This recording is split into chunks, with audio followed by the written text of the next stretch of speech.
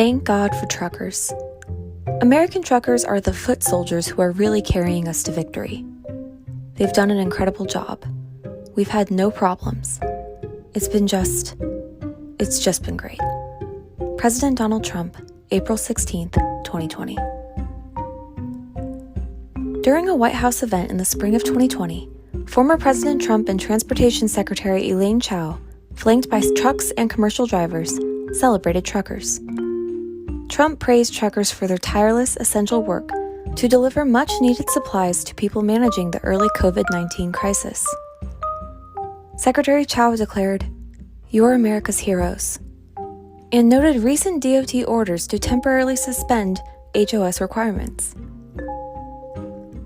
In attendance was American Trucking Association President Chris Spear. Spear expressed his immense pride for truckers. The industry is filled with some of the hardest-working patriotic people in the U.S. Those drivers are moms, dads, their husbands and wives. They're involved in the communities. They're very charitable. They are the essence of the American spirit, and to see it recognized like this in a time of crisis. Spear also spotlighted Trump's generosity. I have to say, I think it is a really extraordinarily important thing for a leader of our country to do. It was a great moment for truckers, but it didn't last long. Election year politics, the port crisis, and the Freedom Convoy humbled America's heroes. Election year politics. The year of 2020 was an election year, an extraordinarily divisive one. Perhaps truckers were simply props in a much larger play for power and control. After all, they were an ideal occupation to aggrandize for a calculated effort to restart the economy. The White House event in fact showcased truckers as an important group for Trump's re-election campaign. They represented hard-working men and women across the nation. They were gutsy, free-spirited cowboys of the highways, willing to sacrifice for the country and keep the economy moving. However, standing with Trump, truckers risked being ensnared by partisan polarization, the strongest force in American politics. They would be typecast as loyal Trump supporters, which encouraged the stereotypes of truckers as conservative zealots, foul-mouthed, road-hogging, hard-headed rednecks that fancied the MAGA hat.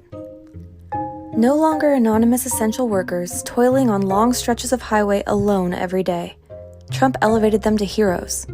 By doing so, he politicized them. Democrats now eyed truckers with suspicion. The port crisis. As COVID evolved from Beta variant to Omicron, supply chain pressures mounted. The California ports experienced historical bottlenecks, which slowed deliveries of goods across the nation. The disruptions also exerted upward pressure on prices, threatening widespread inflation and the prospect of late-arriving presents for the holidays. All of this captured the attention of the new president. Aware of the adverse economic and political consequences of inflation, President Joe Biden quickly stepped in to broker a deal between port authorities, local municipal officials, and labor unions. Biden hoped the agreement would unlock persistent choke points, reduce shipping delays, and generally accelerate the distribution of goods. For most consumers, the holidays proceeded normally, but retailers and wholesalers reported continuing supply chain problems. Rising demand for inventories and raw materials pushed prices still higher. Blame then expanded from the ports to the highways. Many pointed to tight trucking capacity amid long-standing driver shortage problems. Carriers were simply unable to increase the supply of drivers to match rising demand. Consequently, truckers and the freight industry came under intense scrutiny. Americans asked, why was there a driver shortage? And what can be done to remedy the problem? The White House focused attention on the infrastructure bill that allocated millions of new spending towards upgrading and expanding the nation's roadways. In addition, DOT launched a trucking action plan to recruit more truck drivers and improve the quality of existing jobs. It also started a registered apprenticeship program for drivers between 18 and 21 years of age. And finally, the federal government allocated over $30 million in funding to help the states expedite the licensing of commercial drivers. Trucking firms and associations generally welcome the government's efforts, though there is a lively debate about whether the driver shortage even exists. However, President Biden then imposed a vaccine mandate, which did not exempt truckers. Trucking companies warned that the mandate would quickly lead to dropped shipments and delivery delays, and eventually to elevated freight costs. At the time, motor carriers estimated that approximately 50% of their drivers were unvaccinated. If truckers refused the mandates, which seemed likely, it could be very costly. Labor shortages were already a major cause of supply chain disruptions. The mandate contradicted the administration's plans to expand trucking capacity. It also undermined attempts to repair the nation's supply chain. Yes, carriers benefited from the massive infrastructure bill, but the enforcement of the mandate, without exempting truckers, demonstrated the trucking industry's flagging influence in Washington. Public support faded. No more White House celebrations. The news media stopped referring to truckers as heroes. Many Americans, frustrated, asked why truckers won't just agree to be vaccinated. Instead, truckers were battling the new administration in court over mandates. In fact, truckers were now political outsiders, stigmatized as an unvaccinated minority that helped prolong the pandemic and hurt the economic recovery. Then came the Freedom Convoy. Truckers are subject to multiple laws and regulations, and the pandemic amplified that burden. Rules changed by the day, varied by state and across countries. Cross-border truckers were especially impacted. For example, Canada and the United States required truckers crossing the border to prove they had been vaccinated. However, Canada also required the quarantine of unvaccinated drivers returning from the United States. In late January 2022, a convoy of truckers headed for Canada's capital city to protest vaccine requirements. The requirements seemed to be tipping point after years of growing frustrations and government regulations. Truckers set up in downtown Ottawa and would not leave until COVID restrictions were repealed. They also spread out across Canada and blocked several trade routes into the United States. For 4 days, truckers shut down the Ambassador Bridge, which is the main commercial gateway between Windsor, Ontario, and Detroit, Michigan. Canadian and U.S. officials expressed deep concerns about the economic impact of the blockades. On February 14th, Prime Minister Justin Trudeau invoked the Emergencies Act, which authorized the Canadian government to take extraordinary measures. Canadian officers removed trucks used in blockades and towed others inactive in the protest. The government ordered banks to freeze personal and corporate accounts of protesters. Insurance for trucks used in the protest was also suspended. These and other actions were effective and quickly ended the demonstrations. Multiple Republican politicians and U.S. media personalities supported the truckers. They cheered the protesters' actions and were outraged by Trudeau's heavy-handed measures. By contrast, Joe Biden met virtually with Trudeau to discuss the situation and coordinate responses. U.S. Ambassador to Canada criticized the protesters and their U.S. supporters. Department of Transportation Secretary Pete Buttigieg urged Canada to utilize federal powers to stop the blockades and extended DOT support. Michigan Governor Gretchen Whitmer made her feelings clear about the convoy. Quote, "It's hitting paychecks and production lines. That is unacceptable." Trucking organizations in Canada and U.S. also opposed the protests.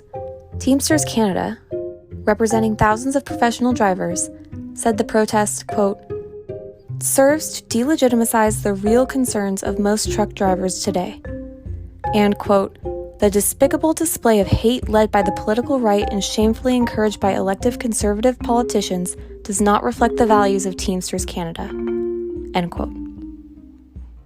Similarly, the ATA denounced the protesters. President Spears stated, "ATA strongly opposes any protest activities that disrupt public safety and compromise the economic and national security of the United States." The Teamsters Union called for an end to the demonstrations and claimed, quote, "Our economy is growing under the Biden administration, and any disruption in international trade threatens to derail the gains we have made. Our members are some of the hardest workers in the country and are being prevented from doing their jobs," end quote. Louis Pugh, Executive Vice President of Owner-Operators Independent Drivers Association, a group of more than 150,000 independent truckers in the U.S., echoed the sentiment. Quote, "I do not support any disturbance or destruction." Pugh noted that dissent had cost truckers the public support and goodwill. What a turn of events. 2 years ago, truckers were hailed as national heroes. They delivered during the darkest and most uncertain days of the pandemic. They did not complain. When nearly everyone else was forced to be locked down, truckers kept the nation's economy afloat. But after prolonged supply chain disruptions and strident protests, truckers' public image has suffered. They are easy targets, mere drivers at the base of a very impressive supply chain hierarchy. Indeed, the protests never had a chance. Governments that had once praised truckers acted forcefully to dismiss their grievances, destroy their collective efforts, and sever their political rights. Trucking organizations piled on quickly, abandoning fellow truckers for larger political and economic interests. While ATA officials basked in the glory of White House celebration, they later condemned a truckers' grassroots movement. Trucking interest groups refused to endorse the convoys in both Canada and the United States. They evoked bedrock principles of public safety, national security, and the free and timely flow of goods to defend their opposition. In other words, truckers must continue to deliver vital food, supplies, equipment, medicine, and materials. Any activity that compromised that service would not be supported. Consider what trucking groups are really saying. They prioritize economic services. They did not express sympathy for protesters, nor acknowledge deep-rooted trucker frustrations with the government regulations. They overlooked questionable government tactics and applauded new government programs. While the ATA boasted about stopping Biden's mandates, they simultaneously dismissed the concerns of Canadian truckers. I wonder how many of the 3.5 million truckers agree with the ATA's priorities. Trucker associations could have used the convoy as an opportunity to express truckers' long-standing grievances about costly and burdensome regulations.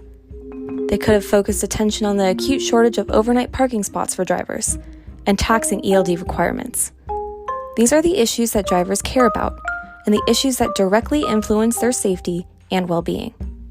The aggressive government response to the convoys and the patent disregard for driver grievances in the U.S. speaks to a profound anxiety about power. Truckers have an immense leverage. Organized and sustained blockades and peaceful protests could very well jeopardize the economy, as Canadian truckers demonstrated. Like longshoremen, the gatekeepers of the ports, truckers can quickly stop the flow of goods. If longshoremen are unhappy, shipping companies have very few alternatives. There are good reasons longshoremen are called the royalty of labor and are paid handsomely. But longshoremen act together, collectively. Truckers do not. Many truckers are independent businesses. Unionization impulses are rare, and the trucking associations represent the trucking industry. Truckers' pay is therefore modest, their hours and working conditions difficult. Though hailed as heroes, truckers' collective efforts will be met with sharp criticism and industry disapproval. Their actions will be called shameful, self-serving, and an assault on the public's health and welfare. Arizona's Trucking Association president and CEO sums it up well. Quote, "We will continue to fight injustice and overbearing government regulations when appropriate without disrupting the free flow of commerce that the people depend on." End quote.